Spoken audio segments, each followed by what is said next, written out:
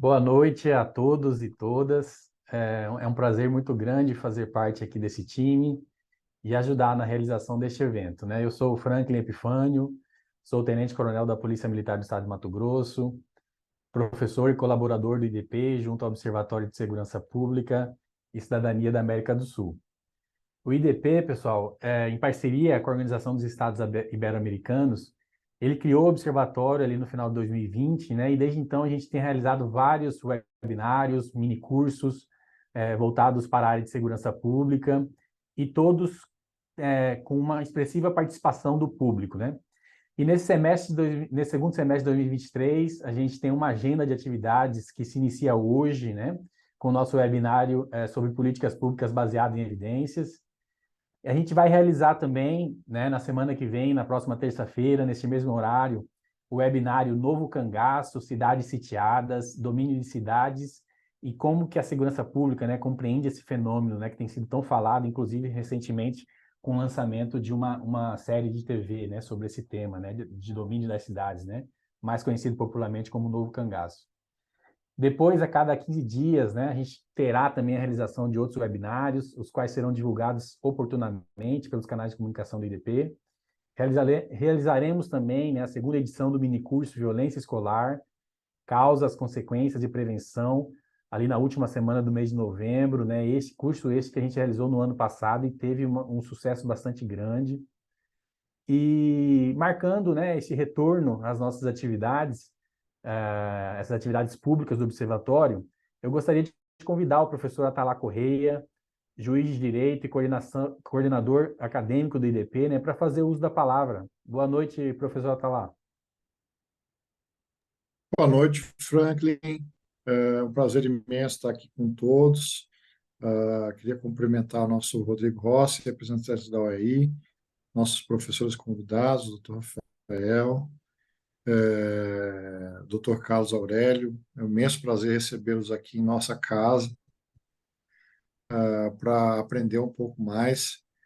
O Observatório nasceu dessa ânsia dos nossos professores e estudantes de entender um pouco mais sobre esse tema que é tão relevante para todos nós, para realizar pesquisas, publicações.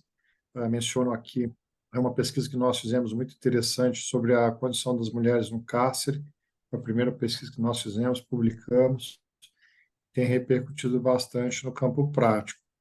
É uma alegria para mim estar aqui aprendendo com vocês, e coube a mim somente dar essa palavra inicial de boas-vindas a todos e um excelente debate.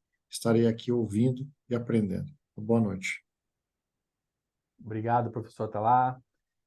Passo agora, né, a palavra ao Rodrigo Rossi, né, que é coordenador nacional de cooperação técnica da OEI no Brasil, para também dar as boas-vindas tanto aos nossos professores como à nossa audiência. Boa noite, Rodrigo.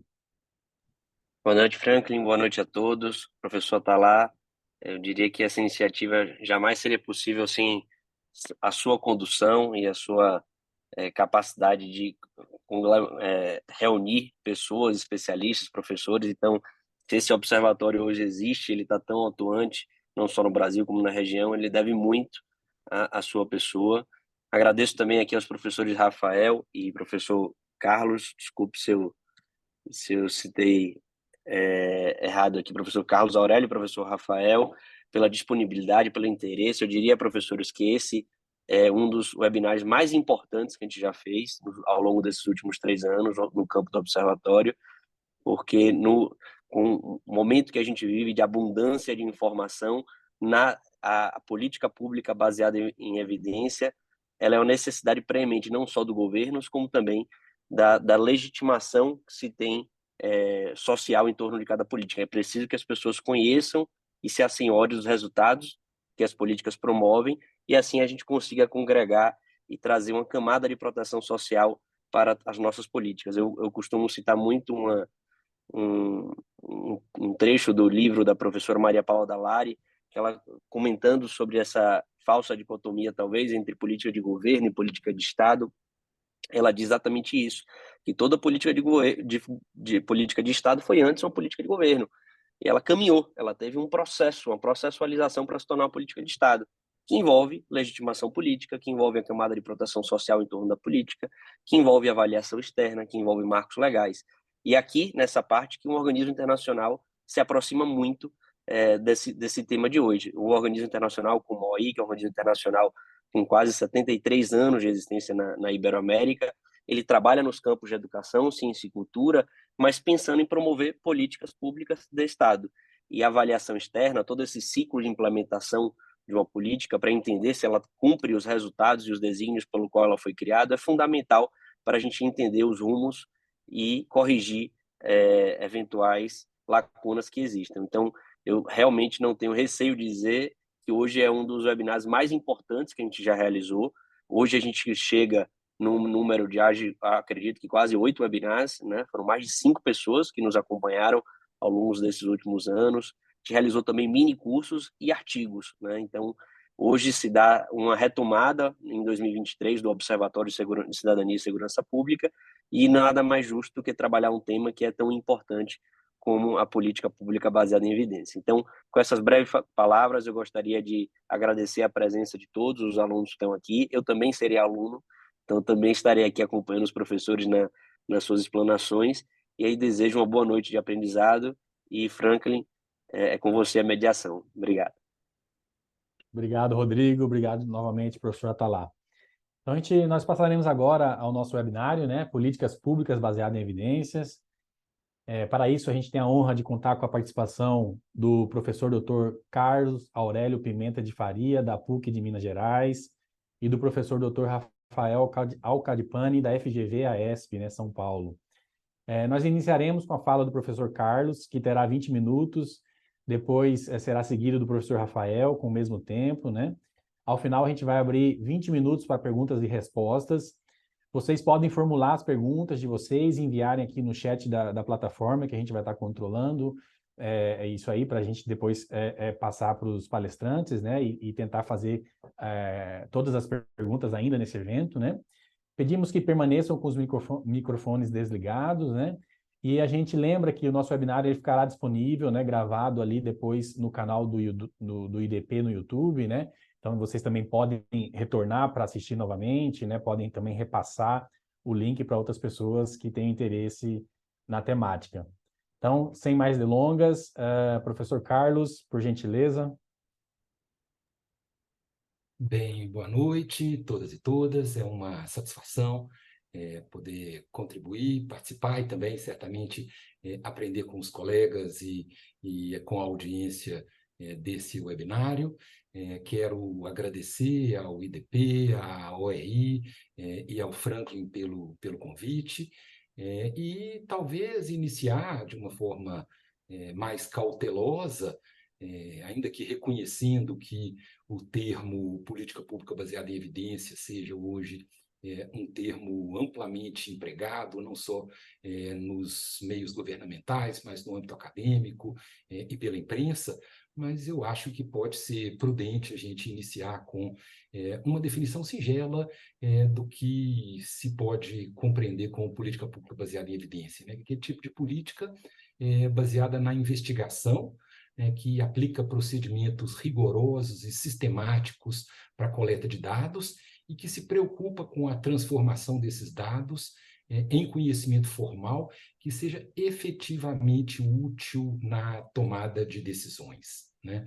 Então, essa me parece uma definição pouco controvertida, né, de um tema que é tão antigo e em grande voga, quanto também de um objetivo relativamente problemático no que diz respeito à sua efetiva operacionalização, né? Nesses últimos 2 anos, eu realizei alguns trabalhos sobre a questão tanto para o IPEA quanto para a Escola Nacional de Administração Pública, produzindo trabalhos analíticos de comparação da maneira como distintas organizações internacionais, governamentais e não governamentais, instrumentalizam o conhecimento para a produção de políticas públicas baseadas em evidências, produzir também para a ENAP, no escopo de um projeto mais amplo e com caráter analítico e crítico também acerca de todo esse movimento das políticas públicas baseadas em evidência. Eu quero também comentar brevemente sobre as origens desse movimento e a sua capilaridade no Brasil, mas eu também produzi o que eu denominei como um catálogo de métodos e técnicas para a produção de políticas públicas baseadas em evidências, ao qual eu queria me referir em algum momento da minha apresentação, né?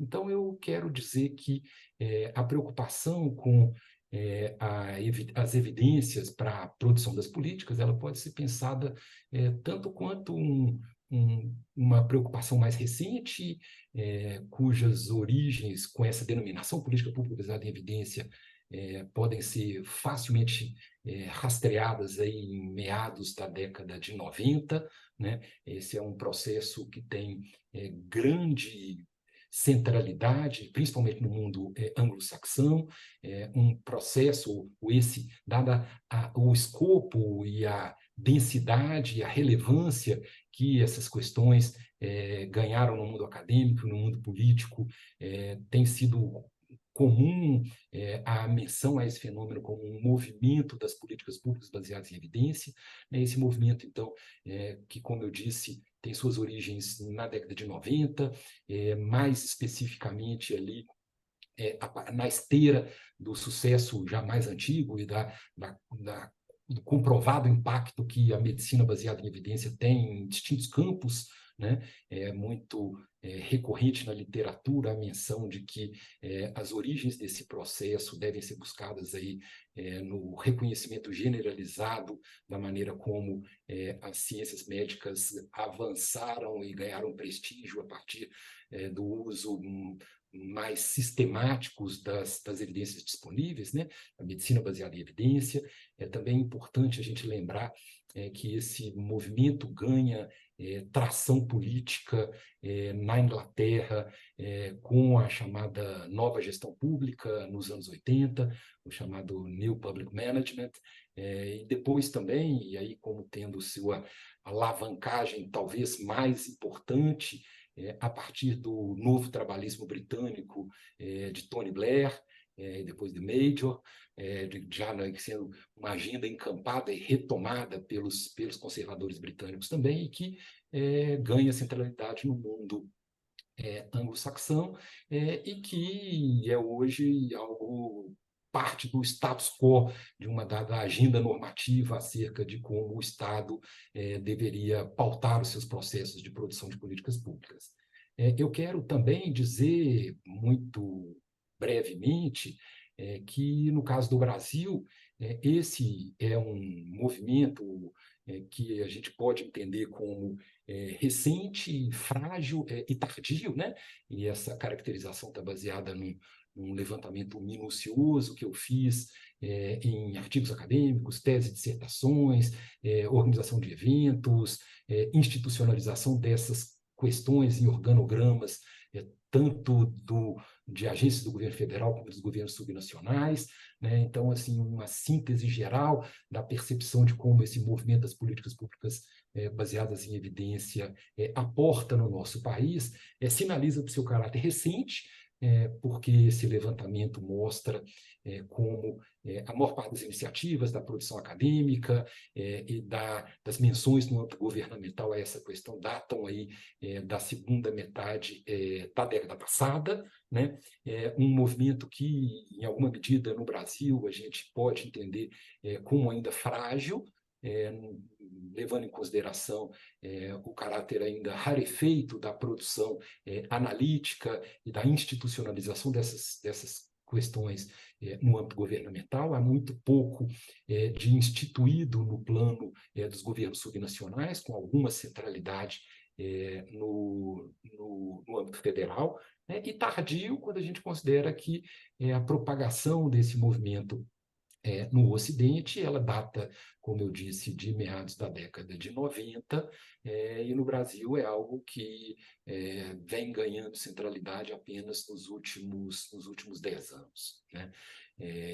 E é importante também a gente lembrar que a proposta de tornar o processo de produção das políticas mais sensível a evidências produzidas de maneira sistemática, com um caráter mais científico, que ele hoje compete, né, com um ambiente político pautado pela proliferação de notícias falsas, do que se chama hoje de fake news, num cenário que, para alguns, é caracterizado como um cenário da pós-verdade, né? Na medida em que parte dos movimentos políticos da extrema-direita instrumentaliza as notícias falsas para a produção de polarizações, né?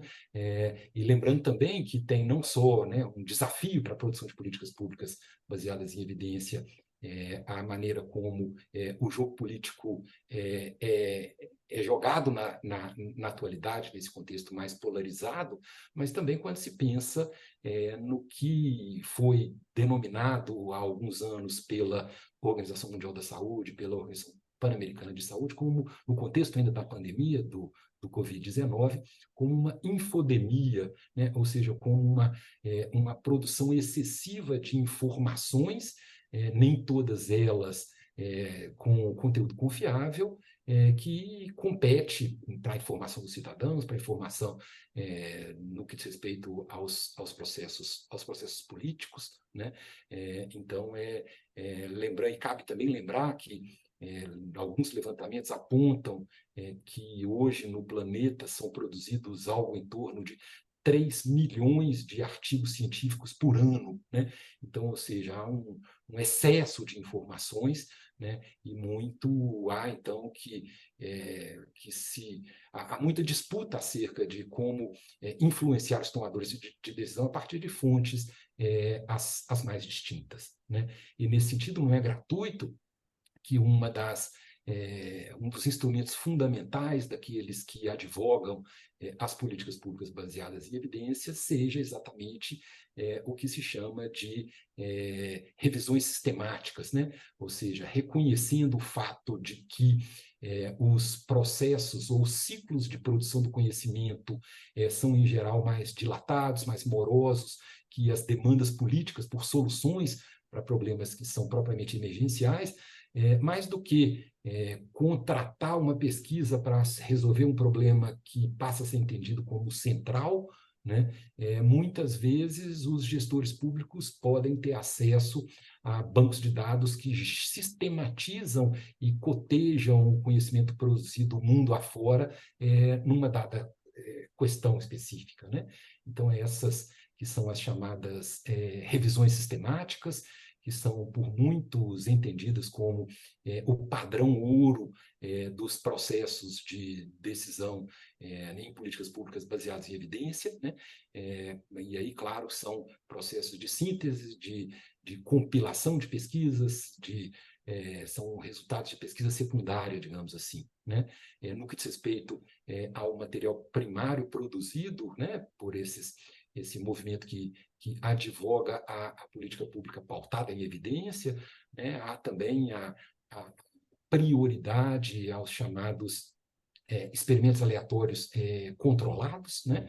Muito típico da medicina originalmente, mas que nas últimas décadas tem ganhado aplicação nos mais distintos campos, né? Uma aplicação que não deixa de ser também entendida como, por vezes, problemáticas, uma vez que os experimentos aleatórios controlados, às vezes, são entendidos como pecando por uma falta de cuidado com no sentido que ele envolve a não provisão de bens e serviços para determinados grupos, são processos, muitas vezes, muito caros, morosos, mas os experimentos aleatórios controlados que ganharam muita centralidade e viram seu prestígio multiplicado quando, em 2019, o Prêmio Nobel de Economia, né, na verdade, o prêmio em homenagem a Alfred Nobel para economistas, foi concedido a 3 pesquisadores que desenvolvem pesquisas aleatórias, né, experimentos aleatórios controlados, visando a redução de pobreza e o desenho de políticas que tenham esse objetivo, né? Esse Nobel de 2019, então, deu ampla repercussão para o movimento, o que também, obviamente, suscita uma série de críticas. Eu quero encerrar a minha apresentação hoje elencando e sintetizando rapidamente algumas dessas críticas principais, né? Mas antes eu quero dizer que, se entendido com essa terminologia política pública baseada em evidência, esse é um movimento que remonta aos anos 90, meados dos anos 90, tem essas origens que eu mencionei há pouco, essa preocupação no sentido de fundamentar a decisão pública de uma maneira menos questionável, é uma preocupação pelo menos tão antiga quanto as chamadas ciências das políticas públicas, as chamadas policy sciences, que têm as suas origens nos Estados Unidos, lá das décadas de 50 e 60. Na verdade, existe toda uma literatura anterior a esse movimento das políticas públicas baseadas em evidência, que procura entender, com foco restrito aí na avaliação de políticas públicas, e a gente pode entender que a avaliação de políticas públicas é também frequentemente pensada como fonte de evidências para a produção das políticas, né? Mas há uma literatura muito mais antiga que procura discutir por que apenas a realização da avaliação das políticas é insuficiente, porque há um reconhecimento muito antigo e muito generalizado que apenas a realização da avaliação não retroalimenta o ciclo de produção das políticas, ou seja, muitas vezes a realização da avaliação tem um caráter estritamente formal, ou o seu relatório tem pouca divulgação, informa pouco a continuidade ou a melhoria da ação governamental, e essa é uma preocupação quase tão antiga quanto a sistematização acadêmica do conhecimento sobre as políticas públicas, né? Então, é muito relevante a gente tratar dessas questões e dizer também que há uma bibliografia muito ampla que procura dar conta desse problema entre produção de evidências e uso efetivo das evidências na produção das políticas, né? Tanto que, por exemplo, no catálogo de métodos e técnicas para a produção de políticas públicas que eu organizei a partir de síntese da literatura, da experiência de uma diversidade de instituições internacionais, eu organizo esses métodos e técnicas em métodos e técnicas, por um lado, para produção das evidências, e métodos e técnicas para facilitação das interações entre os produtores de conhecimento e os gestores públicos, né? Porque esse é também um gargalo muito, muito importante, né? Não basta a disponibilização da evidência, a sua acessibilidade, o fato dela ser apresentada de maneira inteligível para os tomadores de decisão. Há uma série de fatores de ordem contextual, de ordem organizacional, institucional, que muitas vezes obstaculizam esse processo de uso da evidência, né? E talvez como uma consideração de natureza mais geral, a gente deva questionar em que medida a própria ambição de produção de políticas públicas baseadas em evidência pode ser visto como desejável em última instância, porque ainda que dificilmente se possa negar a importância de maior eficiência e eficácia na atuação pública, fato é que toda essa discussão sobre políticas públicas baseadas em evidência, muitas vezes ela peca por um positivismo excessivo, ela opera numa lógica de despolitização dos processos de produção das políticas, ela acaba, ainda que na literatura seja corrente a compreensão de que pode haver evidências de vários tipos, de várias naturezas, né? Desde evidências, por exemplo, que são produzidas a partir da experiência dos gestores públicos, até evidências construídas a partir de critérios científicos amplamente compartilhados pela comunidade científica daquele campo específico, né? Então, ainda que formalmente se reconheça toda uma variedade de evidências, a prática do campo muitas vezes favorece evidências de caráter mais científico, chamados experimentos aleatórios controlados, como eu mencionava há pouco, abrindo pouco espaço para compreensão dos processos de produção de políticas públicas como um processo que acaba sendo pautado por uma multiplicidade de atores, pela necessidade de acomodação de interesses mais distintos, por limitações temporais, de recursos, né? Então, acaba que parte dessa discussão das políticas públicas baseadas em evidência, né, ao focar em uma visão de maximização do custo-benefício do gasto governamental acaba desprezando a necessidade de que os fatores de ordem contextual, de ordem política, de ordem das limitações e interesses das burocracias implementadoras, por exemplo, acabam influenciando nesse processo, né? E o reconhecimento de todo esse tipo de dificuldade tem levado, muitas vezes, à sugestão de que, em vez de pautar a discussão pela política pública baseada em evidência, talvez se devesse reconhecer como realista que o máximo que se pode chegar é a processos como se diz, né, pautados, me escapou o termo específico agora, baseado em evidências, influenciados pela evidência, em vez de pautados, né, para reconhecer que dificilmente a evidência vai ser capaz de superar as divergências, as limitações do próprio processo, os distintos interesses em jogo, né? Então, colocar a coisa nesse contexto mais geral e problematizada, não só a produção da evidência, mas também a dificuldade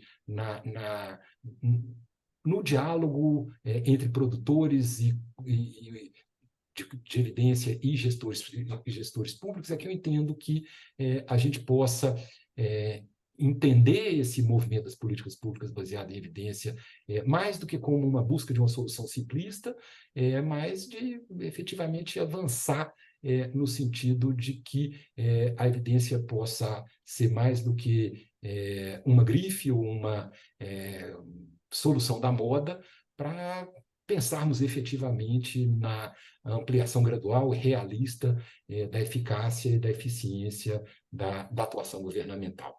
E agora, pelo que foi combinado por aqui, o colega Rafael vai fazer uma discussão mais focada no campo da segurança pública, com exemplos mais claros e menos genéricos do que essa apresentação muito, muito ampla e geral, que eu achei por bem trazer para vocês aqui, levando em consideração o que eu imagino ser um caráter muito diversificado aqui da audiência desse webinar. Eu agradeço uma vez mais aí pela atenção e passo a palavra então para o colega Rafael. Em primeiro lugar, boa noite, muito obrigado ao professor Franklin, ao professor Atalaia, ao professor Rodrigo pelo convite para debater um tema tão relevante, tão importante. Me congratulo aqui ao colega professor Carlos Aurélio, que fez uma explanação brilhante, extremamente competente e clara a respeito do tema em tela, que é muito relevante tanto para o serviço público, para o setor público no Brasil, não apenas público, mas também privado, né? A gente vê como a medicina tem evoluído nesse sentido, muitas empresas tomando decisões a partir desse tipo de situação. e que ainda a gente poderia dizer que está na sua infância, se não na sua mais tenra infância aqui no Brasil, que é a aplicação das evidências científicas como determinante de realização e de elaboração de política pública. Na essência, o que está sendo colocado aqui, o que está sendo discutido aqui, é a gente tentar produzir conhecimento para, de uma forma racional e eficiente, resolver problemas que são necessários para o país. Isso pode ser aplicado tanto na segurança pública, quanto na saúde, quanto na educação, quanto em vários outros lugares. A ideia é, eu vou produzir conhecimento e o setor público vai atuar a partir desse conhecimento, que parece fazer bastante sentido e bastante lógico.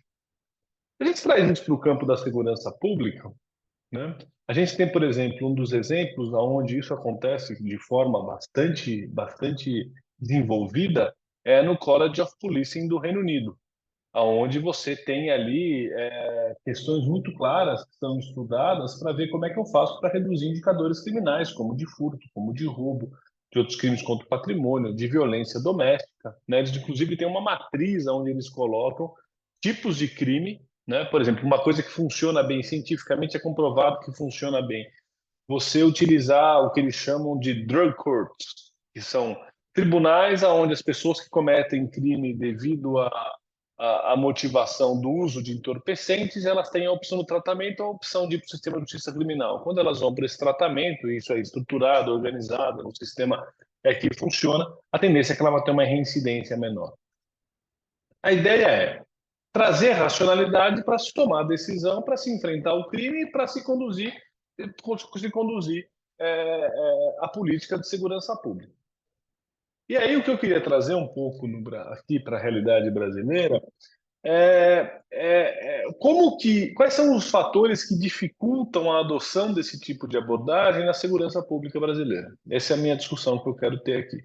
Porque me parece bastante lógico que a gente tem um problema de segurança pública que não é pequeno no nosso país, né? Todos nós sabemos, todos nós aqui temos medo de sair de casa, temos receio quando saímos na porta da nossa casa. A gente vê o que tem acontecido na Bahia, o que acontece em São Paulo, o que acontece no Rio de Janeiro, o que acontece em tantos lugares desse país, em termos de uma violência desenfreada, de áreas ocupadas pelo tráfico de drogas, por facções criminosas, uma polícia que muitas vezes não entrega uma solução, que é uma solução que vai resolver o problema da criminalidade, uma sociedade ou um governo que não pensa a segurança pública de uma forma, digamos assim, multifacetada, mas só com investimento exclusivamente em polícia ostensiva. Tem uma série de questões que são colocadas e a gente não resolve o problema.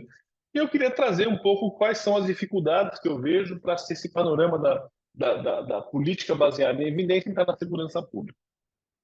O primeiro aspecto que eu acho que é de grande e de importante relevância aqui é que, se eu tiver evidências científicas, por exemplo, né, vamos colocar aqui um caso bem concreto. Se eu tiver evidências científicas, por exemplo, eu devo colocar maior policiamento em hotspot, em lugares onde tem muito crime, é uma coisa clássica que reduz indicador criminal. É clássico isso. Eu sei que vai ter, nesse cruzamento X, existe uma quantidade expressiva de crimes, eu faço um patrulhamento ostensivo aparecer naquela região com bastante frequência, o criminoso não vai atuar aí, ele vai mudar, mas ele não vai ter tanta tentativa em outros lugares, eu vou conseguir afetar ali a incidência de crime naquela região e naquele dado.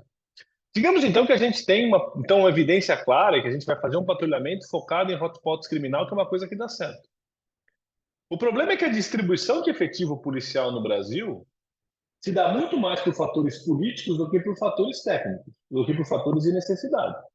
As áreas onde você tem deputados mais fortes, as áreas onde você tem as populações mais ricas, se você pegar o percentual per capita, o número de policiais que tem nas áreas ricas das cidades brasileiras e comparar com as áreas pobres das cidades brasileiras, você vai ver claramente uma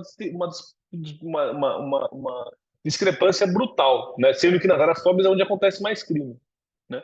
E por que isso?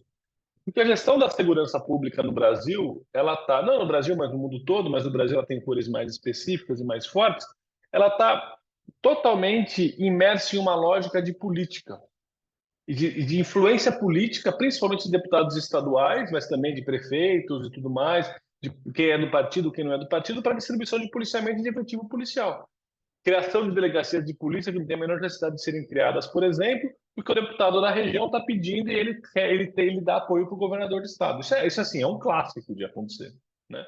Então, um primeiro problema que a gente tem para a adoção de uma política baseada em evidência no Brasil, no caso da segurança pública, é a imensa influência política que se tem na forma de se conduzir o dia a dia da segurança pública, a alocação de policiamento, a alocação de equipamentos policiais, né? Esse é o primeiro aspecto. O segundo aspecto é que muito do que se faz em segurança pública é feito por marketing, por marketagem. Então eu vou comprar um super helicóptero, eu vou comprar um super armamento, eu vou fazer uma série de ações que muitas vezes ou de compras caríssimas, né, que se considera como sendo necessária porque é um marketing legal. Você tem um helicóptero XYZ, você tem um armamento XPTO, você tem uma série de equipamentos XY que são muito mais de marketing do que de efetivo. Uma coisa, por exemplo, que se mostra em super efetivo para proteger o policial e para reduzir as interações que são interações violentas entre polícia e criminosos e polícia e população, é o uso de taser. Muitas vezes faz muito mais sentido você ter muito taser e menos fuzil. Não por necessidade de ter fuzil.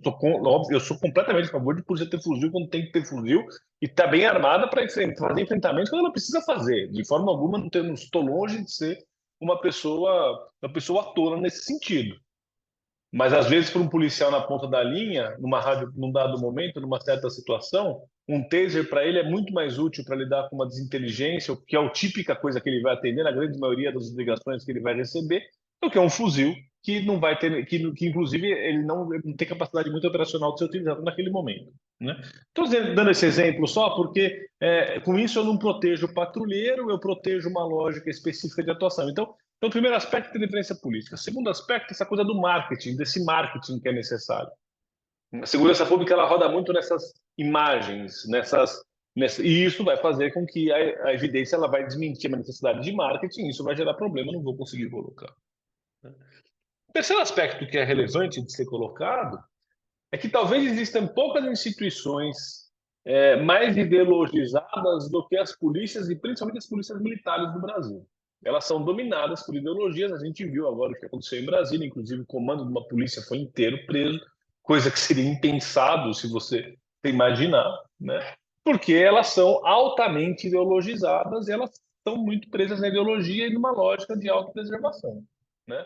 Polícia Civil e Federal ela tem menos isso, mas isso também é presente. Mas no caso dos maiores efetivos nossos, como as polícias militares, a ideologia é muito clara. E essas ideologias elas fazem com que você vai funcionar e vai operar segundo o que a ideologia acha necessário, e não segundo aquilo que a evidência científica, o que dá certo, vai funcionar. Então, a questão da ideologia é uma questão importante. Um outro aspecto muito forte é que você tem uma cultura organizacional interna sobre aquilo que os policiais, historicamente, acreditam que dá certo. Um exemplo clássico, abordagem policial. Se você chegar e falar, olha, a partir de agora você só vai fazer abordagem com informação, que é o que a ciência diz que é o melhor a ser feito, os estudos mostram isso, tem inclusive teses feitas no Brasil, fora do Brasil, né? A própria Melina do Igarapé fez uma tese em que ela mostra que a abordagem policial ela é efetiva quando eu tenho informação. Então, assim, existe um sujeito de camisa preta e de óculos que está rondando a região e olhando para os carros aqui na minha rua, sou eu. Então, se essas informações chegarem na polícia militar e eles me abordarem, a chance deles darem certo e eles pedirem de eu fazer um crime é muito maior do que eles pegarem a esmo como eles gostam de fazer. Só que o policial se sente policial quando ele faz abordagem, ele se sente, é uma questão de identidade, de cultura organizacional. Então, você não consegue fazer, não, pare de fazer abordagem, só faça com informação. Porque você não vai fazer porque não é o que dá certo, né? E dentro dessa lógica também existe uma pseudocientificação das instituições policiais, numa chamada ciência policial, que é muito importante, é muito fundamental e é extremamente relevante que seja feita, como você tem nos Estados Unidos, como você tem no Reino Unido, mas desde que você faça ciência e não proselitismo ideológico, como a gente tem visto hoje.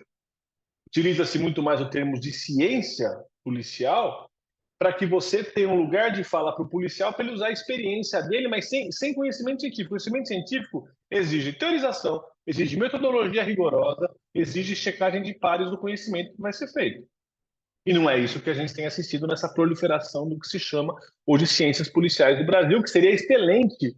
É excelente que as polícias desenvolvam ciência, conhecimento, desde que elas obedeçam às normas científicas e não obedeçam uma luta ideológica, uma luta por um reconhecimento ideológico, que é o que tem acontecido hoje, né? Então, acho que esse é um outro aspecto. Então, o primeiro aspecto que eu falei para vocês é uma questão que é uma questão de gerência política, a questão é uma questão de marketing, depois é uma questão de ideologia, e agora é uma questão de cultura organizacional e de produção de conhecimento, que são apartados ou não estão relacionados com aquilo que deveria ser uma política, uma ação que seja baseada em evidência para você poder pensar.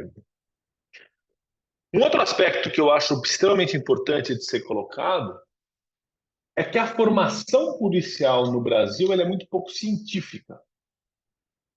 Ela é uma formação ligada muito à legislação, à lei, né? E sem nenhuma ofensa aos meus colegas do mundo do direito, mas a gente sabe que ainda a ciência, ela com a ciência mais hard, digamos assim, ou metodologia científica, é uma área em que o conhecimento em direito precisa evoluir bastante, porque ele é feito muito de interpretação, o que está ótimo. Então você tem muita lógica do jurista no meio do campo da segurança pública, com pouca formação científica, né? E uma formação muito calcada no sujeito mais antigo ir lá contar aquilo que ele fez que deu certo, em histórias, em historietas, em causos, sem uma metodologia de ensino mais apurada e sem um conhecimento científico mais aprofundado, né? É claro que há iniciativas que têm sido feitas em várias polícias aí do Brasil de uma formação mais sólida, de você tentar ter uma formação mais sólida, mas isso ainda é muito incipiente, né? Porque a ideia é muito forte de nós precisamos preservar a nossa instituição, nós precisamos resguardar a nossa instituição, nós precisamos proteger a nossa instituição como se a instituição ela fosse apartada da sociedade e não devesse prestar conta da sociedade.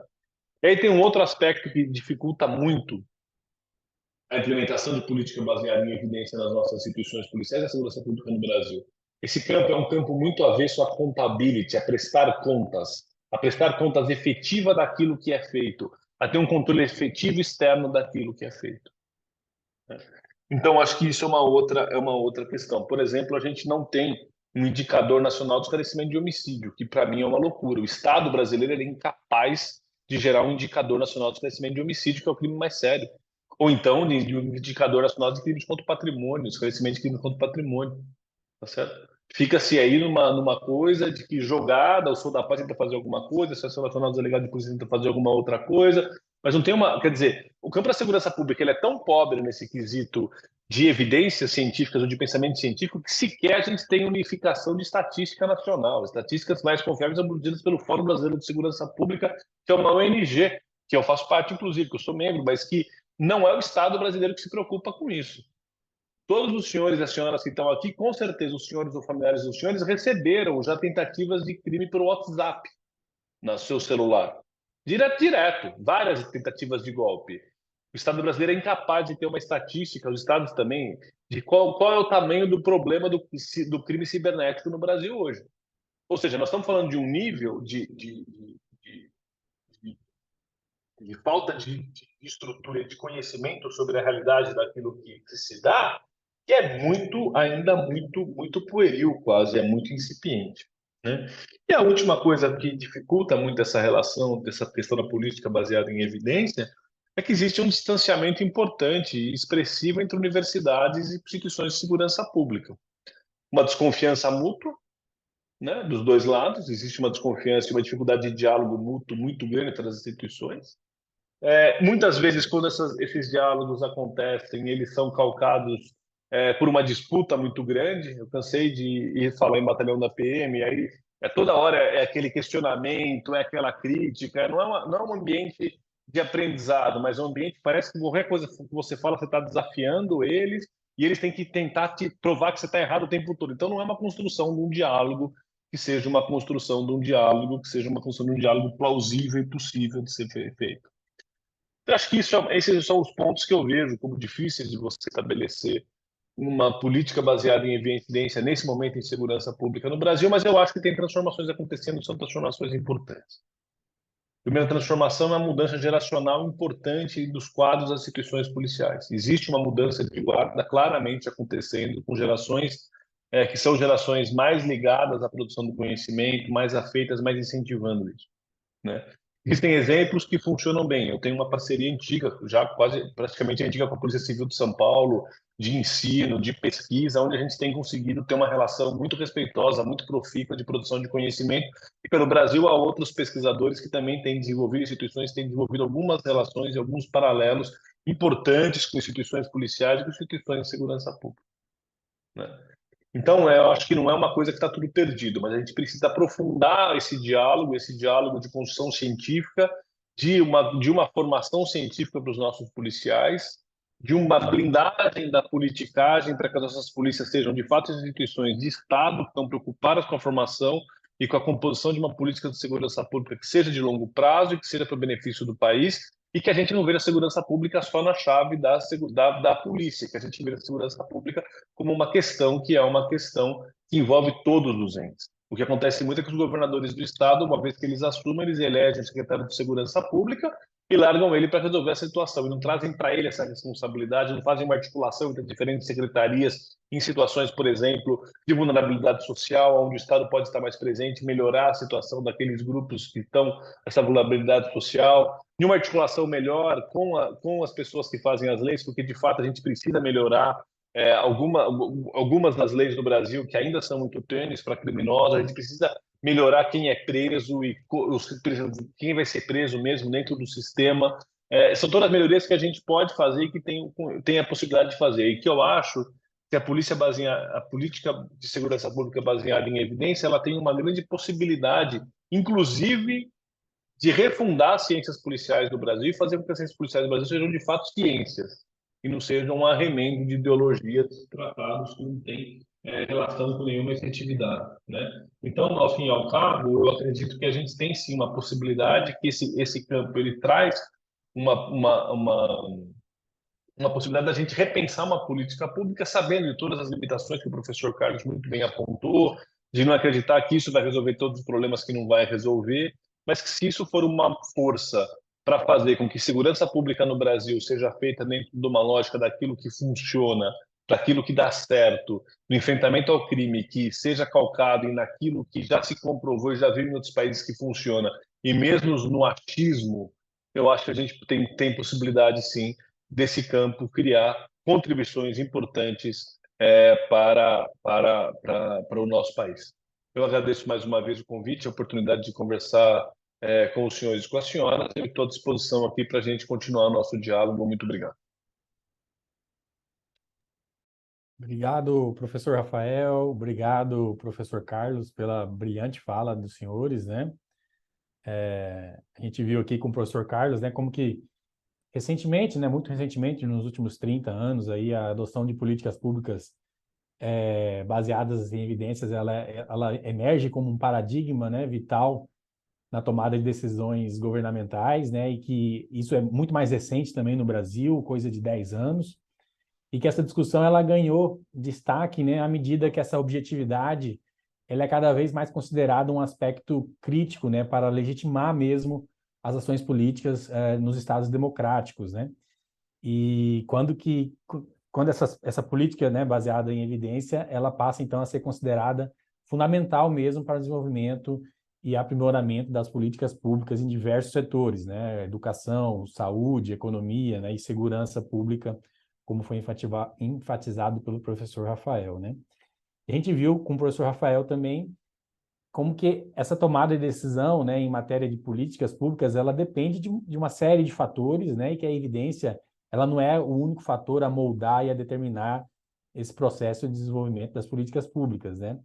Que é daí também, muitas vezes, que surgem essas barreiras, né, e as dificuldades na implementação desse modelo, né?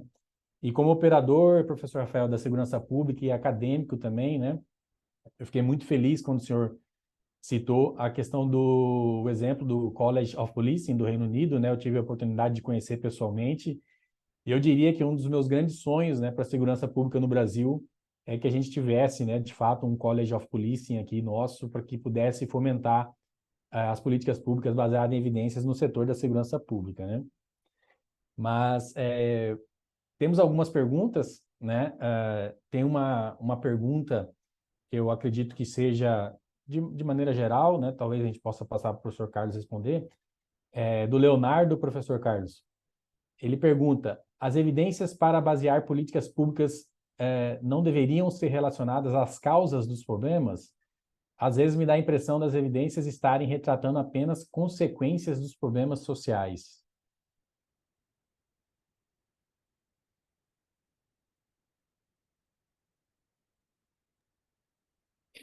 Tem mais outra pergunta? Vai ser feita em bloco? Se tá... Como os senhores preferem? Desculpa. Pode... Não sei, acho que isso pode depender também do número de questões, né? Temos 6 questões até agora. Tá. Eu vou seguir aqui, então, com a seguinte. Então, o Leonardo, né? Essas evidências para basear políticas públicas não deveriam ser relacionadas às causas do problema, né? Dá a impressão de que elas estão retratando apenas consequências dos problemas sociais. Do Alessandro, né? A nível federal, a política pública baseada em evidência não deveria ser política de Estado e não de governo, né? Dando uma linha de continuidade independente do governo e da sua ideologia. Da Bruna, né? Quando se fala no exemplo dado pelo professor sobre os cortes as formas de tratamento de drogas, né? Seria assim uma opção voltada à causa do problema, que no caso é o vício, né? E não apenas ao problema social. Vamos tentar fazer essas 3? Aí depois eu passo as outras 3, né? Para a gente não... Ok, podemos seguir na ordem. Então, eu acho que eu tento dialogar com os questionamentos do Leonardo e do Alessandro. Eu entendo, Leonardo, que para o estudo, para a tentativa de desenho de políticas mais eficientes e eficazes, há que se buscar considerações ou compreensão tanto de causas quanto consequências, né? Então, eu não entendo que haja uma ênfase específica tanto em uma quanto outra, né? Tanto que experimentos são muitas vezes feitos para tentar dimensionar a maneira como fatores específicos operam em grupos recortados para terem as mesmas características, né? Para tentar sinalizar aí o tipo de impacto da intervenção, né? Ou seja, no que você está chamando de consequências. Mas também a ação estatal, as causas importam tremendamente, né? Então, a questão de causas e consequências nem sempre pauta de maneira muito clara essa discussão sobre políticas públicas baseadas em evidência, uma vez que ambas considerações são eventualmente centrais, né? Então, eu vejo a questão dessa maneira. A célebre questão da dicotomia entre política pública de Estado e política pública de governo, né? Há sempre uma ideia que as políticas públicas de Estado são um objetivo a ser alcançado, né? É importante que a gente lembre que políticas públicas de Estado foram um dia políticas públicas de governo, e é importante a gente entender também que a tentativa inclusive de constitucionalização de determinados direitos, de iniciativas, também são iniciativas que não garantem por si só, né, a priorização ou foco nessas questões, né? Então, esses termos muitas vezes são ilusórios, né? Ainda que, obviamente, a tentativa de garantir que a intervenção governamental ela possa ser menos vulnerável aos ciclos eleitorais, né? Que é o que está implicado nessa busca por políticas públicas de Estado, né? Mas a gente também não pode fetichizar muito a ideia de que basta constitucionalizar para que o direito seja garantido, para que não haja desvio na ação estatal, né? Então, eu acho que essas são considerações importantes também. Eu passo a palavra para o colega Rafael para que ele dialogue aí com o terceiro questionamento enviado para a mesa. Então, do meu ponto de vista, Bruna, sem dúvida nenhuma, é você tentar achar quais são as causas, né? E nesse caso específico dos tribunais de drogas, você vai ver que a pessoa está cometendo crimes por conta do vício e você vai, né, em um certo sentido, direcionar de uma forma bastante efetiva, né, essa pessoa para o tratamento, ao invés de direcioná-la para o sistema de justiça criminal, né? Isso tem tido uma efetividade bastante grande nesses contextos. Uma outra coisa que parece tonta, até se for falar, é que no Reino Unido tinha um caso de problema de roubo de bicicleta muito grande, e eles viram, se você colocar grade nos lugares onde ficam as bicicletas, você reduz brutalmente esse tipo de indicador. Então, às vezes, são soluções, sim, são soluções para você ir atrás da causa e combater a causa, né? Acho que a gente não pode cair e achar que o problema de segurança pública ele é único, exclusivamente social, como algumas pessoas tendem a colocar, embora a gente jamais pode negar que a questão social ela é um dos elementos, né? Não tem dúvida que ela é um dos elementos que afeta, mas ela não pode ser visto único exclusivamente como o grande causador de tudo. Por isso é preciso que a gente procure as causas que estão gerando aquela criminalidade, os fatores que estão gerando aquele crime. Por isso que também o policiamento em hotspot criminal, que é uma coisa antiquíssima já no meio de segurança pública, é uma coisa que funciona. Então, assim, é você tentar achar quais são os elementos que você consegue atuar, né, ao entender esse crime, estudado de forma científica, para encontrar as causas, para tentar mitigar essas causas, que em algum momento sim pode ser social, mas outras situações não vão ser apenas sociais. Mesmo porque dizer que uma questão é social não resolve nada, né? Porque a gente precisa saber o mecanismo específico de como aquilo está acontecendo para a gente poder combater aquele mecanismo, que há momentos sim que vai envolver esse social, mas que há muitos momentos também vai exigir esforço do sistema de justiça criminal, esforço das instituições policiais e tudo mais. Mas eu concordo com a sua assertiva. Perfeito, professor Rafael. Professor Carlos, obrigado mais uma vez. Temos mais duas perguntas, eu acredito que possam ser respondidas pelo professor Rafael, porque eu acho que elas estão fincadas à questão das barreiras, né, das dificuldades de implementação de políticas públicas baseadas em evidência, e as duas também são próximas, né, são semelhantes, assim. Uma do Augusto, que como o senhor vê o papel de lobistas, né, representantes de interesses corporativos, influenciando na tomada de decisão dos agentes públicos, né, inclusive no próprio processo legislativo, né? E a outra do Bruno, como vem, né, como os professores veem o papel das bancadas legislativas, né, tipo bancada da bala, bancada do agronegócio, que fecham votos, né, por questões ideológicas e muitas vezes desconsideram as evidências nos seus votos e tomadas de decisão. Não, eu acredito que as duas eles são agentes legítimos do processo democrático, né? As bancadas ideológicas, elas representam interesses específicos e que fazem parte da disputa de um parlamento, de uma democracia, né? Assim como a atividade do lobby, ela é algo que existe em todo mundo, né? Em alguns lugares mais regulamentados do que outros, e eles vão ser elementos que vão afetar sempre a decisão de política pública, né? São vários interesses que vão estar no jogo e que vão ser levados em consideração.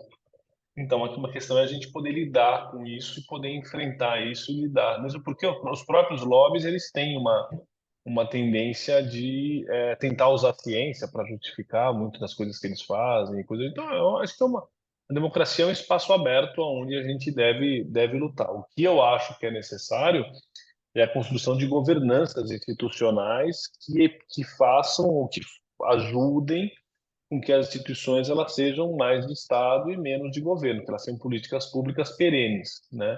Por causa das instituições policiais é patético e é patente a necessidade, a urgência da gente ter uma blindagem à política partidária, tanto no que diz respeito à sua inserção nos corpos das instituições policiais, né, de policial se candidatando, sem nenhuma quarentena, sem nada do gênero, bem como da falta de poder efetivo ou de possibilidade efetiva que os chefes de polícia eles atuem de uma forma mais de Estado e menos de governo, né? Então, acho que isso é você desenvolver mecanismos de governança que façam com que isso seja, se você blinde mais as instituições, é importante, mas, de novo, isso sempre é nos debates. O mundo da democracia é esse, é de indas e vindas, de puxas de um lado, puxas de outro, e a coisa vai se desenrolando, né? Obrigado, professor Rafael. Professor Atalá, o senhor gostaria de fazer uma fala? Está aí conosco ainda, o professor Atalá do IDP? Tranquilo? Estou aqui, mas eu só tô observando e aprendendo, um pouco encantado aqui com todo o debate, mas não tenho, eu tenho percepções, assim como o juiz criminal, mas não vou me atrever a falar no campo de entendidos, não. Estou mais para aprender mesmo. Obrigado, professor. Professor Carlos, professor Rafael, os senhores gostariam de fazer considerações finais? Professor Carlos, primeiro, por favor. Só complementando aí a maneira muito elegante, sintética, utilizada pelo Rafael para abordar a questão do lobby das bancadas, muito brevemente, dizer que a defesa de interesses minoritários na sociedade deve ser vista não apenas como legítima, mas também como desejável, porque espelha uma sociedade que é plural, e essa pluralidade também deve ser vista em si como um valor, mas é uma questão de quais os instrumentos são utilizados para a defesa desses interesses mais específicos, em que medida que essas discussões, debates se dão à luz do dia ou a partir de mecanismos escusos, né? Então, basta a gente lembrar, por exemplo, quando a gente compara a ideia que o senso comum tem do lobby no Brasil e nos Estados Unidos, né? Ou seja, no Brasil é quase como uma atividade escusa, né? Nos Estados Unidos é uma atividade amplamente regulamentada, normalizada, e que espelha o reconhecimento explícito da legitimidade dessas demandas apresentadas e debatidas à luz do dia, com transparência, né? Isso é desejável que assim seja, né? Em alguma medida, esse tipo de consideração vale também para a maneira como o toma lá da cá se dá no Congresso e as bancadas se organizam, aceitando qualquer coisa para fazer valer esses interesses específicos, né? Acho que cabem essas considerações. Muito brevemente, eu também quero agradecer pela oportunidade da participação no evento, de aprender com os colegas e com a audiência, uma satisfação para mim. Primeira vez em atividades do IDP e da OEI, uma satisfação.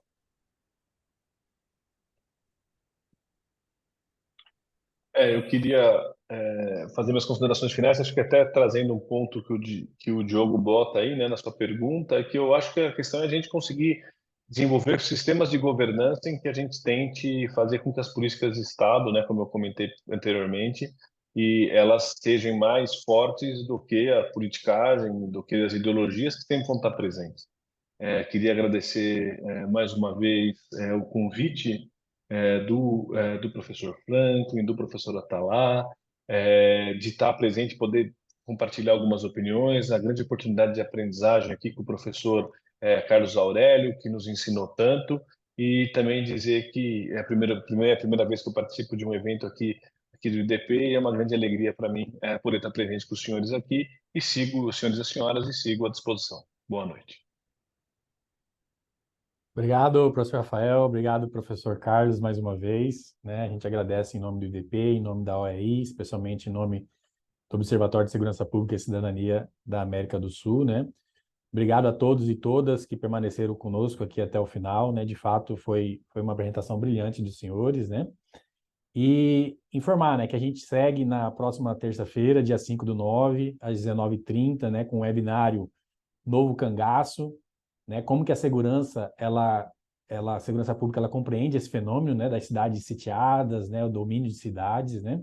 E a gente convida todos vocês a estarem presentes conosco.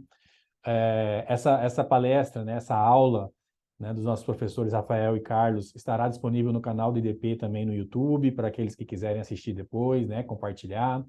Sigam também, né, o IDP, a OEI nas suas redes sociais, né? A gente está sempre divulgando esses eventos e a gente, né, sempre tá com os eventos e webinários e minicursos discutindo questões relevantes de segurança pública, né, democratizando de fato o debate nessas áreas, né, e trazendo, né, dando oportunidade para aqueles que pesquisam, né, para professores, né, pessoas que atuam na área, para que possam de fato informar a sociedade sobre a sua atuação profissional, acadêmica e de sala de aula, né?